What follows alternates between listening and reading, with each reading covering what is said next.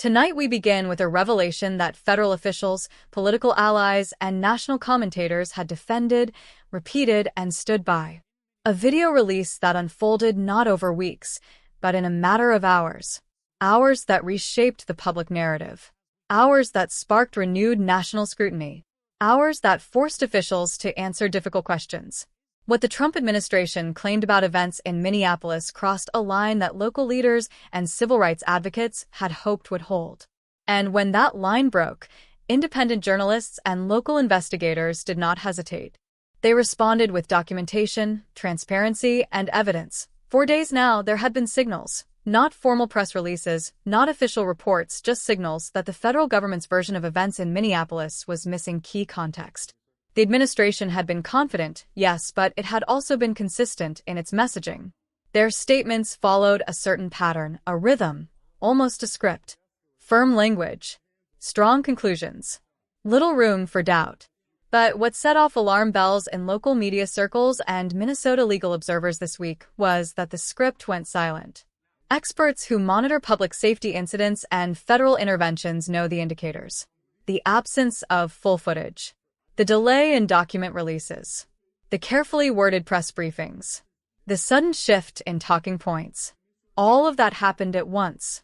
And whenever official communication tightens instead of expands, it usually means more information is coming, and it may change everything. Early this morning, local news organizations and independent reporters published what they described as previously unseen video footage, including continuous recordings that had not been released in the days following the incident. These are the kinds of primary evidence materials that officials usually hold back only when they are trying to shape a broader narrative around justification, public order, or federal authority. Observers didn't yet know which category the situation would fall into, or whether it touched all three. But what they did know was that the timeline presented by federal officials was now under question.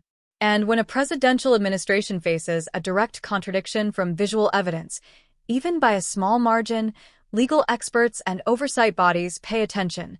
The response from Minneapolis city leaders tonight was not routine. It was not symbolic. It was not vague. It was urgent. Local officials, after an emergency press briefing, described the administration's earlier claims as premature, incomplete, and perhaps most importantly, misleading in a way that shaped national perception before facts were verified. But messaging strategies only work if the public hesitates to question them. Investigative reporters did not hesitate. In fact, their response today was among the fastest coordinated verification efforts we've seen in a domestic news story this year. Here's what we know. Within hours of the footage becoming available, multiple outlets authenticated timestamps, locations, and angles. These weren't short clips. These were extended recordings, synchronized videos that journalists only release when they are confident the material can withstand intense scrutiny. Tonight, regional media outlets confirmed that reporters conducted a frame-by-frame analysis of the footage, including street-level views that had recently been described differently by federal spokespersons. Journalists reconstructed the timeline before officials could reinforce the original narrative. They examined when officers arrived. They documented what was happening before federal involvement. They highlighted moments that contradicted earlier claims about threats or escalation. In other words, reporters targeted the sequence of events itself, the chronology that would have made the administration's explanation hold together. This is what made local leaders' statements so urgent. The federal government's earlier description wasn't just rhetorical, it influenced how Americans understood what happened. It represented the kind of framing that could shape public opinion and policy debates if left unchallenged. And journalists, understanding that fully, responded with facts.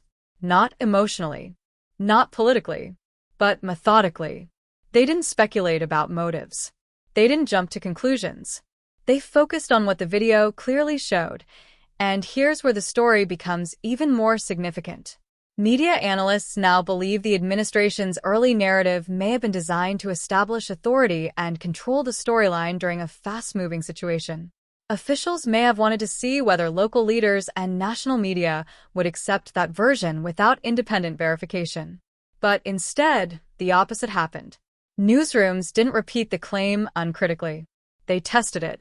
They cross-checked it. They compared it against visual evidence in a way that was so thorough, so transparent, that even political allies of the administration acknowledged the footage raised serious questions. You don't overturn an official narrative easily. But today, video evidence did exactly that. Media ethicists speaking anonymously described the administration's early statements as an example of narrative preemption, a way to define events before all the facts are visible. But journalists proved today that they remain both skeptical and evidence-driven. Their work was not only careful, it was precise enough that independent analysts could replicate their timeline from the same footage. That detail matters because it shows something important. It shows that the press is not a passive messenger.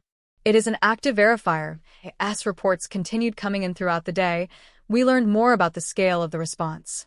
Local TV stations ran synchronized side-by-side footage comparisons, forcing viewers to see discrepancies directly. National outlets highlighted specific claims that no longer aligned with the video record. Legal analysts operating from Washington reportedly began reviewing whether official statements had been based on incomplete briefings. This wasn't just a correction. This wasn't just a media spat. This was narrative reversal. This was evidence-driven accountability. And accountability is the one thing political messaging struggles to maintain once contradictory facts are widely visible. For every claim that had been made earlier, journalists countered with something that could be seen, paused, and examined. Remember, the administration thought speed would control perception. They thought strong language would settle the debate. They thought early framing would outpace later scrutiny. But tonight, the exact opposite is happening. Evidence is leading. Verification is shaping the conversation. And local voices are being heard alongside federal ones. What makes this moment so sensitive and so politically charged is that the administration statements came at a time when national leaders were already under pressure over law enforcement and civil unrest issues. Some political allies want stronger federal intervention. Others want local control respected. Civil rights groups want transparency. Law enforcement advocates want institutional support. Balancing those demands is already difficult. And when leaders in that position make rapid public claims, they're not doing it from calm stability. They're doing it under pressure. They're doing it in a climate where every word carries weight. The updated statement from federal officials, now circulating through press briefings and written releases, was designed to signal that the administration is not willing to appear dismissive of new evidence. Officials said the earlier description was based on preliminary information. That is institutional language for, "We spoke before we had the full picture." You don't usually hear that tone from a White House communications team unless something significant has changed. Meanwhile, Minneapolis city leadership addressed residents in a measured, direct speech tonight. The mayor said, "Our community deserves the full truth." He said, "Video evidence must guide our understanding." And he said, "We will not allow assumptions to replace facts." These are not rhetorical flourishes. These are statements from leaders who understand how quickly misinformation, even unintentional, can escalate tensions. Here's what makes the situation even more consequential. The original federal narrative wasn't isolated. Along with those claims, national commentators repeated them. Political surrogates amplified them. Social media accounts spread them widely. All of this happened within the same news cycle. When a narrative spreads that quickly, corrections have to work even harder to catch up. Analysts are now considering several possibilities. One is that officials acted on incomplete briefings. Another is that they were attempting to assert control over a chaotic situation. A third possibility, the one worrying media watchdogs the most, is that early framing is becoming a routine strategy in crisis communication. But today, journalists removed one major uncertainty. They didn't ignore the story. They didn't delay verification.